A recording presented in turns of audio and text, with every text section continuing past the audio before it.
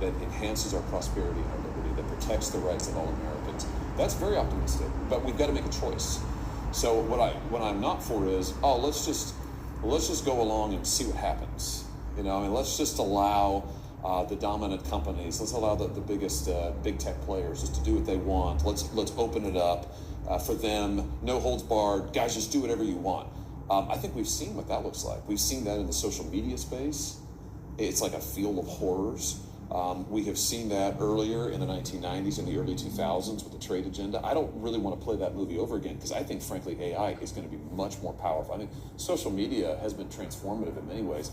That's nothing compared to what AI is going to be. Just nothing. So I think we've got to make a commitment together as a society. And what you're fighting for open markets, for open competition, for more, that I think is absolutely essential to achieving that kind of broad-based liberty and prosperity that I'm talking about. Is there, I want to go back to the Vance speech, because one thing that I thought was really interesting about it was that he talked about the EU AI Act, he talked about the Digital Services Act, he talked about GDPR, and these are all, for folks that track European regulation, all three of these are pretty unpopular regulations.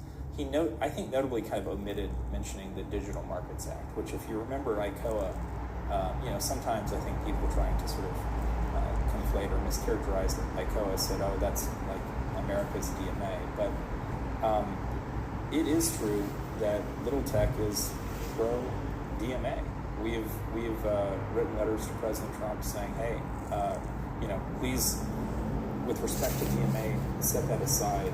There's all kinds of, there may be a basis for some kind of trade dispute in other areas, but it doesn't make sense for the White House to be putting its neck out for Tim Cook and sort of retaliating against Europe, cracking down on anti-competitive behavior in a way that really the little tech companies advocated for.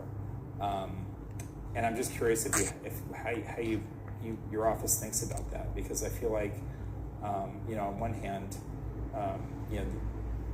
we want to bring jobs back to America. We want America to be strong. There's totally sympathetic to these points, but with respect to how, if it's the only tool on the globe that's, promoting interoperability and reducing self-preferencing over at Apple and Google, is there a way to sort of take that off the negotiation table and encourage that? And can we get something like that in the U.S.? Yeah, I hope the answer is yes to both. I think I agree with you 100%.